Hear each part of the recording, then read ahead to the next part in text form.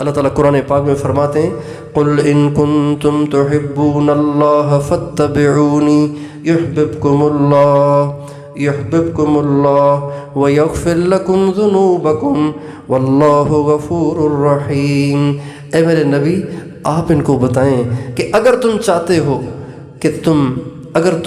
اگر تم اللہ سے محبت کرتے ہو اور چاہتے ہو کہ اللہ بھی تم سے محبت کرے تو پھر تم میرے نقش قدم پر چلو، اللہ تم سے محبت کریں گے۔ مشائخ اور علماء فرماتے ہیں اتباع سنت یہ اللہ کی محبوبیت کا راستہ ہے۔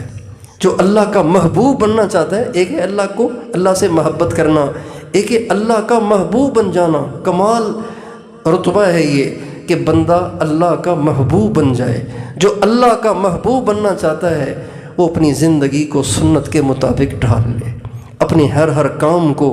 سنت کے مطابق لانے کی کوشش کرے، اپنی خوشیاں بھی، اپنی غمیاں بھی، شادیاں بھی، اور اپنا کاروبار بھی، اپنی تجارت بھی، اپنے معاملات بھی، اپنی معاشرت بھی، اپنا رہنا سہنا بھی، اپنا اٹھنا بیٹھنا بھی، اپنا بولنا چلنا بھی، اپنی زندگی کا ہر کام سنت کے مطابق لے آئے، وہ اللہ کا محبوب بن جائے گا۔ ہمارے ہاں یہ اللہ کا فضل ہے کہ ہمارے ہاں شادی کا رواج ہے۔ دنیا کے بہت سے خطے ایسے ہیں جہاں نکاح کا تصور ہی نہیں ہے، نکاح نہیں کرتے ہو، بالکل حیوانوں کی طرح سے، جانوروں کی طرح سے، جس کی جہاں لائن مل گئی وہ وہیں زندگی گزارنے لگ گیا۔ یہ جانوروں کی سی زندگی آپ نے کبھی دیکھا ہے کسی گدھے اور گدھی کا نکاح ہو رہا ہو، کسی کتے اور کتیا کا نکاح پڑھا جا رہا ہو؟ جیسے کتے اور کتیوں کی زندگی ہے، جیسے گدھے اور گدھیوں کی زندگی ہے، جیسے بلے اور بلیوں کی زندگی ہے،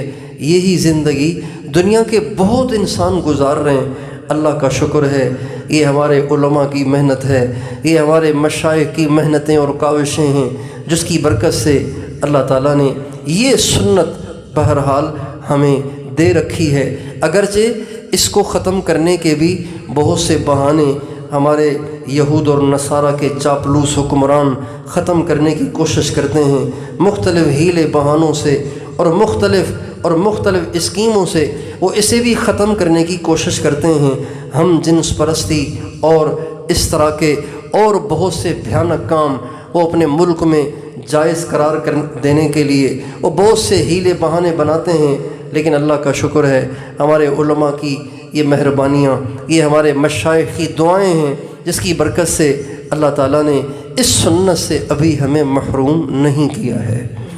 لیکن اس سنت کے اندر ہمارے ہاں بہت سی بے اعتدالیاں پائی جاتی ہیں۔ چونکہ ابھی نکاح ہے اس لیے میں اپنے اس عنوان کو اس طرف لے جا رہا ہوں کہ ہمارے ہاں نکاح کی جو سنت ہے اس میں بہت بے اعتدالیاں ہیں۔ لڑکے والوں کے ہاں بھی بہت بے اعتدالیاں ہیں، لڑکی والوں کے ہاں بھی بہت بے اعتدالیاں ہیں۔ یعنی لڑکے والے اور لڑکی والے اپنے آپ کو کسی دین کے پابند نہیں سمجھتے، بلکہ کہتے ہیں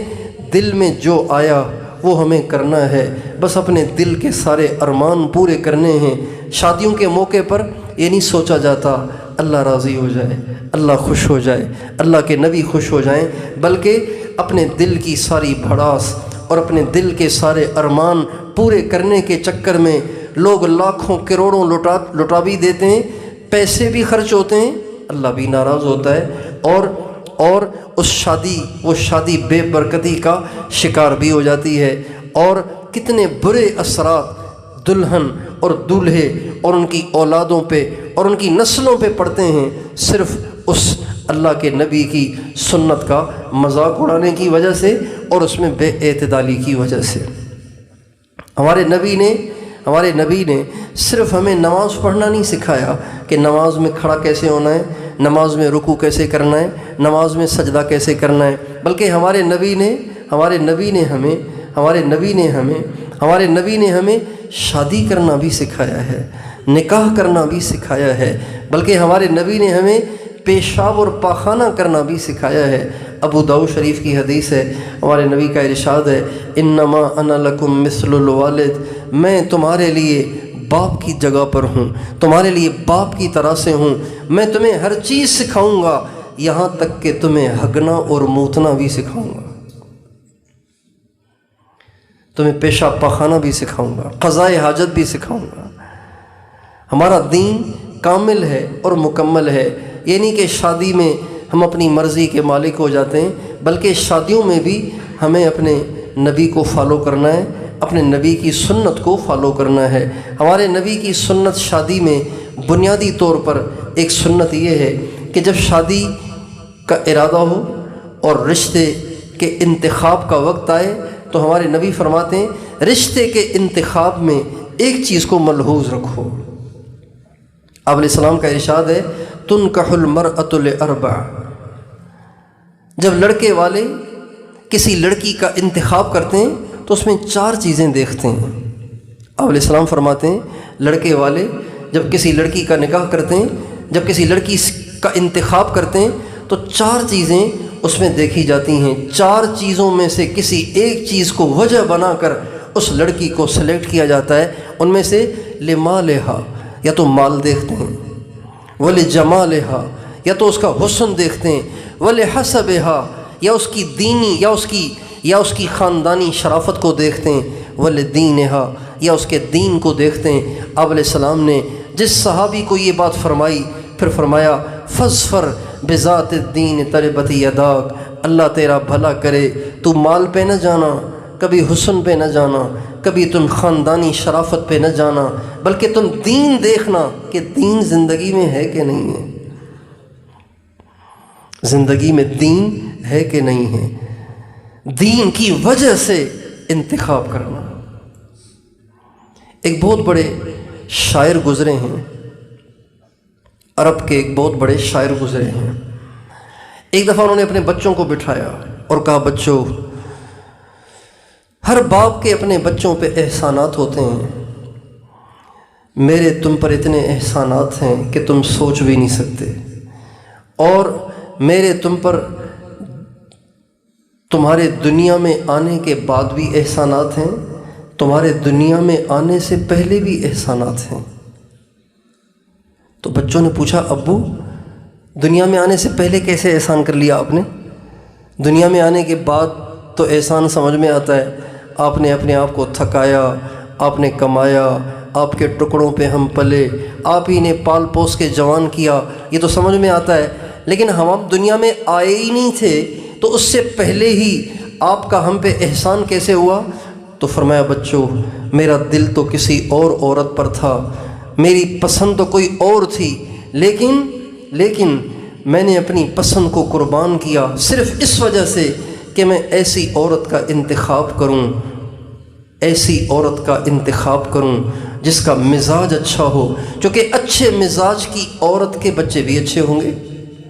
اگر میں نے بد مزاج، حسین تو بہت ہو لیکن بد مزاج عورت سے نکاح کیا تو میرا نطفہ اس بد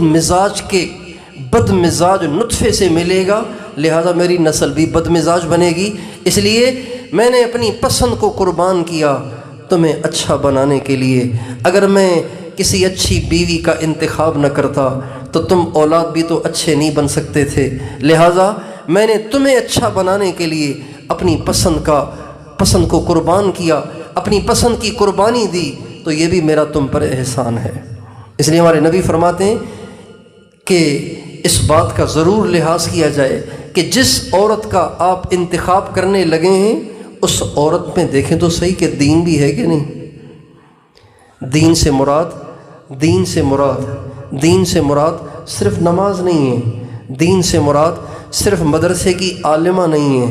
دین سے مراد صرف قرآن کی حافظہ نہیں ہے، بلکہ دین سے مراد زندگی کا دین ہے، معاشرت کا دین ہے، عبادات اور معاملات اور اخلاق کا دین ہے، کہ اس کی زندگی میں اللہ کا ڈر ہے کہ نہیں ہے، اللہ کا خوف ہے کہ نہیں ہے، وہ اپنی زندگی گزارنے میں حضرت محمد صلی اللہ علیہ وسلم کے اخلاق عالیہ کے مطابق زندگی گزارتی ہے کہ نہیں گزارتی، اس کو دیکھنے کی ضرورت ہے۔ تو نکاح کی پہلی سنت یہ ہے کہ انتخاب کے لیے دین کو دیکھا جائے کہ دین ہے یا نہیں ہے۔ یہ ہمارے نبی کی پہلی سنت ہے نکاح سے متعلق۔ دوسری سنت نکاح سے متعلق یہ ہے، ہمارے نبی فرماتے ہیں ان اکثر النکاح برکتاً ایسرہ مؤونتاً، آپ فرماتے ہیں کہ سب سے زیادہ برکتیں اللہ تعالیٰ اس نکاح میں دیتا ہے جو سب سے زیادہ سستا ہوتا ہے، سب سے زیادہ سستا ہوتا ہے، سب سے زیادہ آسان ہوتا ہے۔ جو نکاح سب سے سستا اس میں سب سے زیادہ برکتیں، جو دوسرے نمبر پر سستا اس میں برکتیں بھی دوسرے نمبر کی، جو تیسرے نمبر پر سستا اس میں برکتیں بھی تیسرے نمبر کی۔ جو جتنا زیادہ نکاح سستا ہوگا اور سادہ ہوگا اتنی زیادہ اس میں برکتیں ہوں گی۔ چنانچہ سرکار دو عالم صلی اللہ علیہ وسلم کی اپنی زندگی ہمارے لیے مثال ہے، نمونہ ہے کہ آپ علیہ السلام نے جتنے بھی نکاح کیے اس سارے کے سارے نکاح اتنے سادہ کیے کہ آج کے زمانے میں ان سادہ نکاحوں کا تصور بھی نہیں ہے۔ ہمارے ایک بہت بڑے بزرگ گزرے، مفتی اعظم ہند حضرت مولانا مفتی کفایت اللہ صاحب رحمۃ اللہ علیہ، جنہوں نے تعلیم الاسلام ایک کتاب لکھی۔ ایک دفعہ انہوں نے بیان فرمایا، ہمارے حضرت حاجی عبدالوہاب صاحب اس بیان میں موجود تھے، فرمانے لگے کہ حضرت مفتی صاحب نے بیان فرمایا اور فرمایا بھائیو اور دوستو، جو چیز ماحول میں ہو وہ آسان ہوتی ہے چاہے وہ مشکل ہی کیوں نہ ہو، اور جو چیز ماحول میں نہ ہو وہ مشکل ہوتی ہے چاہے وہ مشکل ہی کیوں نہ ہو۔ پھر فرمانے لگے مثال کے طور پہ انہوں نے فرمایا اگر کوئی نکاح کرے اور اس میں بریانی بھی پکائے اور قورمہ بھی پکائے اور اس میں چاشنی بھی پکائے اور اس میں میٹھا بھی تیار کرے اور اس میں پتہ نہیں کیا کیا خرافات کرے، اگر کوئی ایسے کرے تو سارے کہیں گے واہ بھائی واہ، بڑا اچھا نکاح کیا، حالانکہ اس نکاح میں خرچہ کتنا ہوا، مشکل کتنی پیش آئی۔ لیکن اگر کوئی نکاح کرے اور دودھ کا پیالہ منگوائے اور سارے آنے والوں کو تھوڑا تھوڑا ایک کپ دودھ پلائے اور سب سے کہے جی چلو میرا نکاح بھی ہو گیا، میرا ولیمہ بھی ہو گیا، تو سارے کہیں گے بھائی یہ کوئی نکاح ہے، حالانکہ سستا بھی ہے، آسان بھی ہے، سنت بھی ہے، لیکن چونکہ ماحول میں نہیں ہے اس لیے مشکل لگتا ہے۔ سرکار دو عالم صلی اللہ علیہ وسلم کی بیویوں میں سب سے زیادہ آپ کو جن سے حضرت خدیجۃ الکبریٰ کے بعد سب سے زیادہ جن سے محبت تھی وہ حضرت اماں عائشہ صدیقہ رضی اللہ تعالی عنہا ہیں۔ اماں عائشہ سے جب ہمارے نبی کی رخصتی ہوئی تو آپ علیہ السلام نے ان کی رخصتی کے بعد ولیمے میں آپ نے کوئی اونٹ نہیں ذبح کروائے، آپ نے کوئی بکرے نہیں ذبح کروائے، آپ نے کوئی قورمے نہیں بنوائے۔ حضرت سعد بن عبادہ رضی اللہ تعالی عنہ نے آپ کی خدمت میں اونٹنی کا دودھ بھیجا، آپ نے چند صحابہ کو بلایا اور فرمایا تھوڑا تھوڑا دودھ پیتے جاؤ، بس یہی محمد کا ولیمہ ہے۔ تو نکاح سادہ ہونا چاہیے۔ ہمارے نبی کی سب سے پیاری بیٹی لخت جگر حضرت فاطمۃ الزہرا رضی اللہ عنہا، جو آپ کو بہت محبوب تھیں، اتنی محبوب تھیں کہ اگر آسمان سے آپ فرشتوں کو اترواتے اور زمین پہ فرشتوں کے ذریعے دیگیں چڑھواتے، ساری دھرتی کے تمام انسانوں کی دعوت کرتے، شاید ہمارے نبی کے پھر بھی ارمان پورے نہ ہوتے جتنی آپ کو اماں فاطمہ سے محبت تھی۔ لیکن آپ نے حضرت فاطمہ کا نکاح اتنا سادہ کیا، حضرت علی سے فرمایا تیرے پاس کچھ ہے؟ کہا جی نہیں۔ تو فرمایا تمہیں زرہ دی تھی نا، وہ جو ایک زرہ دی تھی؟ کہا جی ہاں وہ تو رکھی ہوئی ہے۔ فرمایا جاؤ اسے بیچ آؤ، زرہ بیچ کے آؤ۔ حضرت علی زرہ کو لے کر نکلے بیچنے کے لیے۔ اب بیچنے جا رہے ہیں، زرہ بیچنے جا رہے ہیں، اس سے ولیمے کا سامان تیار ہوگا۔ سرکار کی بیٹی سے نکاح ہے اور ولیمے کے لیے پیسے نہیں ہیں، اپنے کپڑے بیچنے جا رہے ہیں۔ زرہ کپڑے ہوتے ہیں نا جو جنگ کے میدان میں پہنے جاتے ہیں۔ حضرت علی زرہ بیچنے کے لیے نکلے، راستے میں حضرت عثمان ملے، کہا علی